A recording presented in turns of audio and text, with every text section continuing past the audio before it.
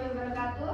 Selamat pagi, salam sejahtera untuk kita semua yang hadir pada hari Kamis 31 Maret 2022 bertempat di SMK Negeri 1 Pangkalan Bun dalam kegiatan debat bahasa Indonesia dengan mosi Internet menurunkan kemampuan intelektual pelajar. Debat hari ini terdiri dari dua tim, yaitu tim afirmasi dan tim oposisi. Sebelum pelaksanaan debat dimulai, saya akan membacakan tata tertib debat sebagai berikut. Perkenalan. Setiap tim memperkenalkan diri selama 1 menit. Penyampaian pernyataan topik. Setiap tim menyampaikan argumentasinya terhadap pernyataan topik selama 5 menit. Dimulai dari tim pendukung, dilanjutkan oleh tim penyangga. Penyampaian pernyataan topik dilakukan oleh pembicara satu masing-masing tim. Debat 9 menit pertama. Setiap tim mengomentari argumentasi tim penyangga selama 3 menit. Demikian seterusnya. Tugas ini dilakukan oleh pembicara 2. Simpulan. Setiap tim memberikan ungkapan penutup terhadap pernyataan topik sesuai dengan posisinya selama 1 menit. Tugas ini dilakukan oleh pembicara 3. Selanjutnya, saya persilahkan kepada juru bicara setiap tim untuk memperkenalkan diri. Perkenalan tim afirmasi dimulai dari sekarang. Assalamualaikum warahmatullahi wabarakatuh. Perkenalkan, saya Nisa Indasari dari tim 1 Pro akan memperkenalkan diri. Saya sebagai pembicara pertama dan Nugroho Saputra sebagai pembicara kedua dan Syafna Dewi Rukmini sebagai pembicara ketiga. Terima kasih. Assalamualaikum warahmatullahi wabarakatuh. Saya akan memperkenalkan diri dan anggota saya di tim oposisi. Perkenalkan, nama saya Nada sebagai pembicara pertama dan Bernadetta Enzelika sebagai pembicara kedua dan Adriansa sebagai pembicara ketiga. Terima kasih. Debat bahasa Indonesia dengan mosi internet menurunkan kemampuan intelektual pelajar telah dimulai. Selanjutnya debat dimulai tim afirmasi oleh pembicara 1 sebagai pembuka. Kami persilakan. Assalamualaikum warahmatullahi wabarakatuh. Salam sejahtera dan selamat pagi kepada Dewan Juri yang terhormat, lawan yang kami banggakan, penonton yang kami cintai, dan moderator yang telah memberikan kesempatan kepada tim 1 Pro. Maka izinkan saya Nisa Indasari untuk memanfaatkan definisi latar belakang mosi dan rekan saya Nugroho yang akan menyampaikan dampak negatif dari internet selaku pembicara kedua.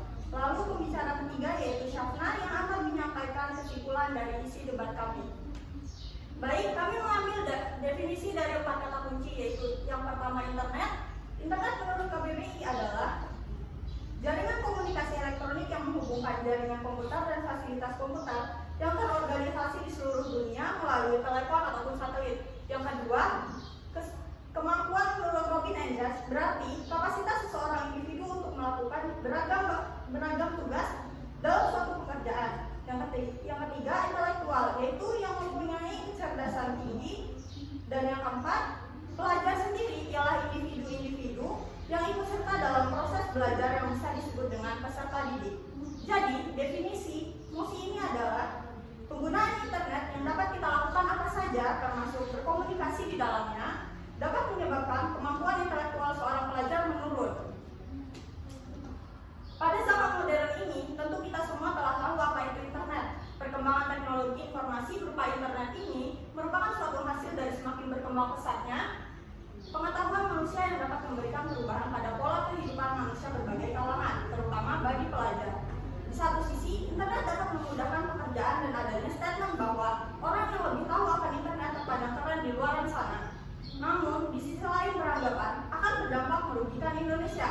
Oleh sebab itu, mosi kali ini perlu diperdebatkan. Terlebih dahulu, disampaikan limitasi penggunaan internet dapat menurunkan kemampuan intelektual pelajar dengan parameter di ruang lingkup Indonesia. Baik, argumen pertama adalah tentu saja jelas. Internet dapat menurunkan kemampuan intelektual bagi pelajar, di mana setiap individu memiliki kemampuan kognitif secara global atau kecerdasan terhadap kesadaran dan berpikir logika bekerja dengan ide-idenya sehingga dapat memecahkan masalah dan bertahan hidup dari zaman ke zaman. Maka apabila fungsi otak tersebut terganggu dapat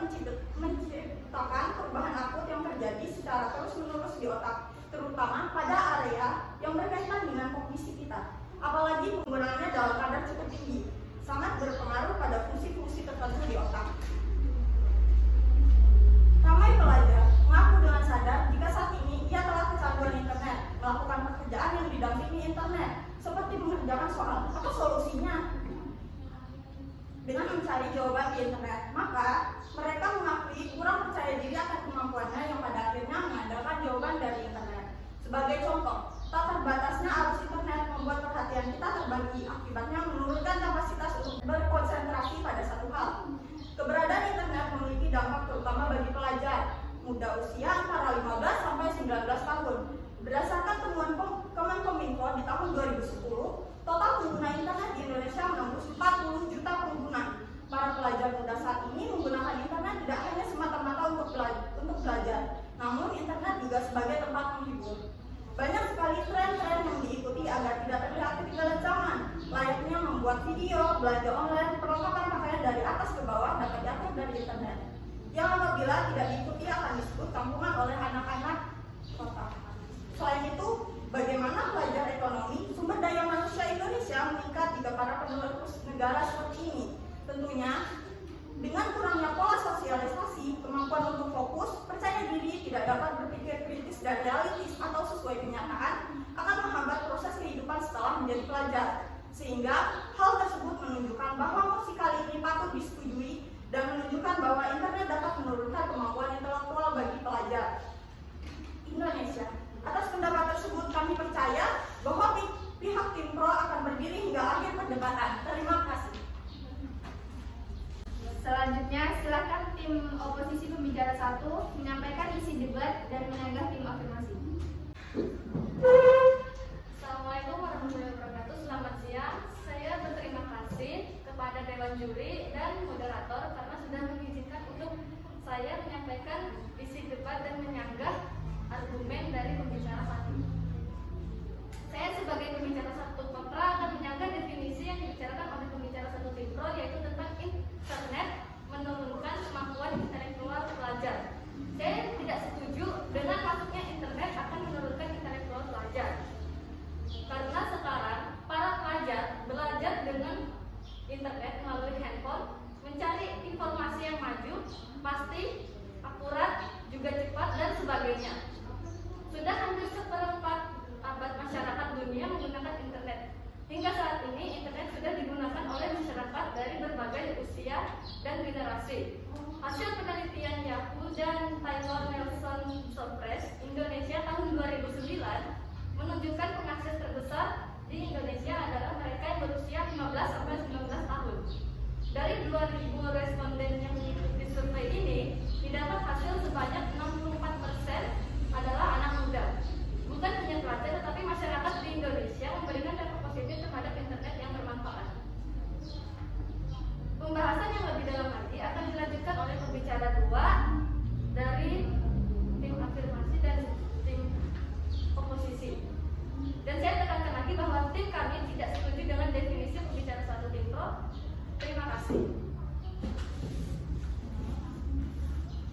Selanjutnya, silakan dari tim afirmasi pembicara 2 untuk menyampaikan isi debatnya. Saya selaku pembicara 2 tim afirmasi akan menyanggah pendapat pembicara 1 tim oposisi dan menjelaskan dampak negatif dari internet.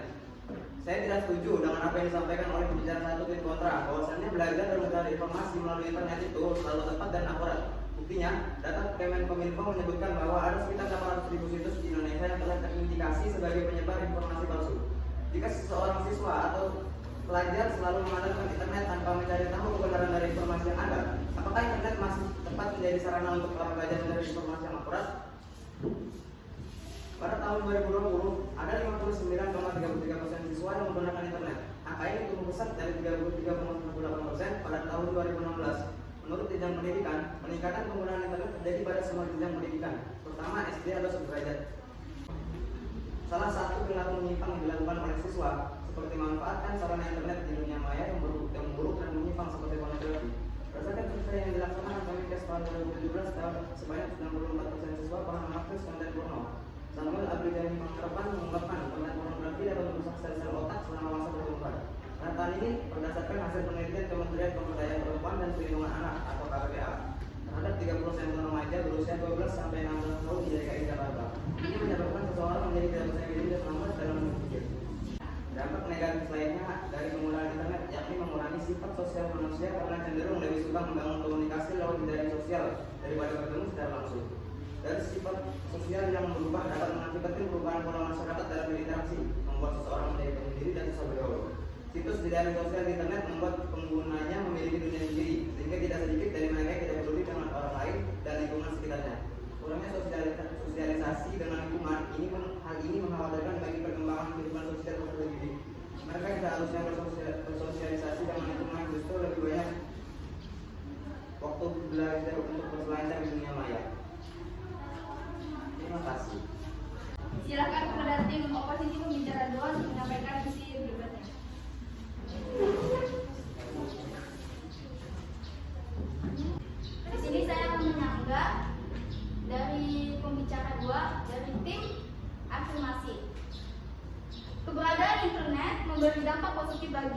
seluruh masyarakat pengguna internet termasuk remaja di masa sekolah. Jaringan komputer ini memungkinkan pengguna untuk memiliki akses yang mudah atas berbagai jenis informasi. Bahkan dibandingkan dengan buku dan perpustakaan, penyebaran informasi atau data melalui jaringan komputer dapat dikatakan lebih ekstrem dan banyak mempengaruhi ilmu dan pandangan dunia pendidikan. Di sana, mereka banyak mendapatkan informasi dengan cepat dan terjangkau untuk semua kalangan, seperti pengguna Google, YouTube, dan cara lain, penyiraman Gmail, dan mencari tugas-tugas sekolah secara efektif sekaligus. Alat pembelajaran bagi para pelajar modern. Interaksi dengan orang-orang baru melalui berbagai situs dapat membantu para pelajar mengeksplorasi ide-ide baru dan memperkaya pengetahuan mereka. Salah satu lembaga pendidikan formal yang umumnya di Indonesia yaitu sekolah di mana di dalamnya terjadi kegiatan pembelajar siswa sendiri adalah untuk mencapai memperoleh pengetahuan yang tercantum melalui hasil belajar yang optimal sesuai dengan kecerdasan intelektual yang dimilikinya. Itu adalah pembahasan dari dampak positif. Selanjutnya saya akan membahas dampak negatifnya. Dari penggunaan internet ternyata ada juga dampak negatif yang merupakan salah satu perilaku menyimpang yang dilakukan oleh siswa seperti kejahatan dengan sasaran internet di dunia maya yang buruk dan menyimpang seperti pornografi. Di internet terdapat konten tersebut yang dapat mendorong seseorang untuk melakukan tindakan kriminal, terutama para remaja di masa sekolah yang awam dengan rasa ingin tahuan yang tinggi. Itulah mengapa penggunaan internet zaman sekarang ini harus dihimbau oleh orang yang lebih tua pada saat internet digunakan untuk anak-anak atau remaja masa sekolah ini. Masalah internet menurut ini tidak ada hubungannya dengan intelektual pelajar. Pembahasan ini akan dilanjut oleh pembicara tiga sekaligus menyimpulkan isi debat kita hari ini. Terima kasih.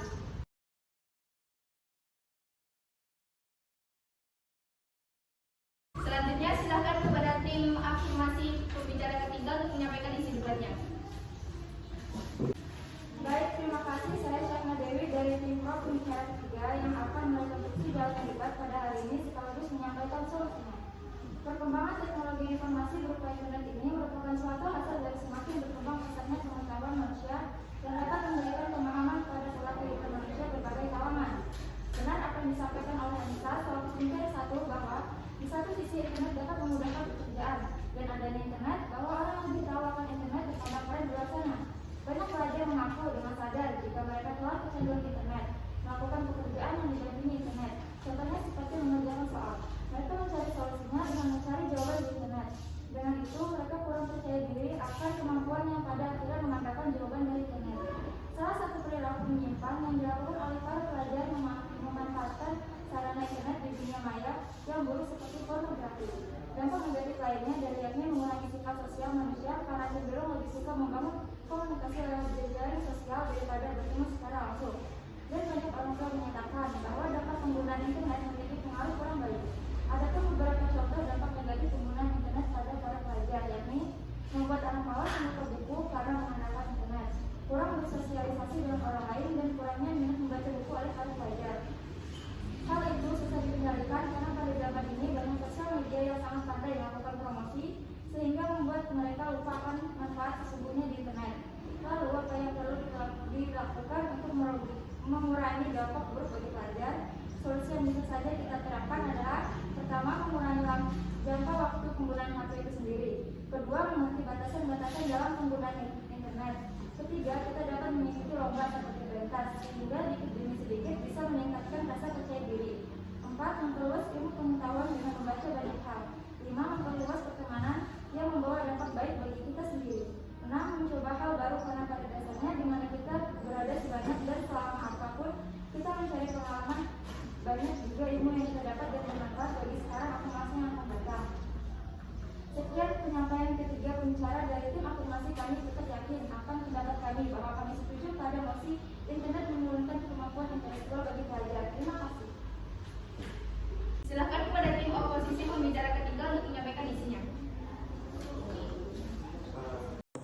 Baik, saya sebagai pembicara ketiga dari tim oposisi akan menyimpulkan yang dibahas oleh pembicara 1 dan 2 dengan mosi internet menurunkan intelektual pelajar. Di sini saya akan menegaskan bahwa tim kami tidak setuju dengan pembahasan tim pro atau tim afirmasi. Karena internet tidak menurunkan intelektual pelajar. Justru sebaliknya, internet mempunyai banyak manfaat bagi pendidikan, ekonomi, sosial, budaya, kesehatan, kemasyarakatan, dan sebagainya. Sepertinya anggapan orang bahwa internet tiada hari tanpa internet ada benarnya juga. Karena internet merupakan sebuah perpustakaan besar yang di dalamnya terdapat miliaran informasi atau data yang terbentuk teks, grafik, audio, animasi, dan lain-lain dalam bentuk media elektronik. Tetapi jika digunakan dengan salah maka akan membawa dampak buruk. Misalnya tim pro atau tim afirmasi menonton film-film pornografi secara cepat atau lambat, sel-sel otak yang akan terganggu. Maka dari itu, penggunaan internet terhadap anak-anak maupun remaja harus diwaspadai. Dengan argumen yang telah saya sampaikan, sekali lagi saya tegaskan bahwa tim kami tidak setuju dengan tim pro atau tim afirmasi, yaitu internet menurunkan intelektual pelajar. Terima kasih. Baiklah, selanjutnya sebagai penutup debat, kami persilahkan masing-masing tim afirmasi dan oposisi untuk menutup debat. Tim afirmasi dipersilahkan. Jadi, pada intinya, kami tim afirmasi tetap mendukung mosi kali ini dan tidak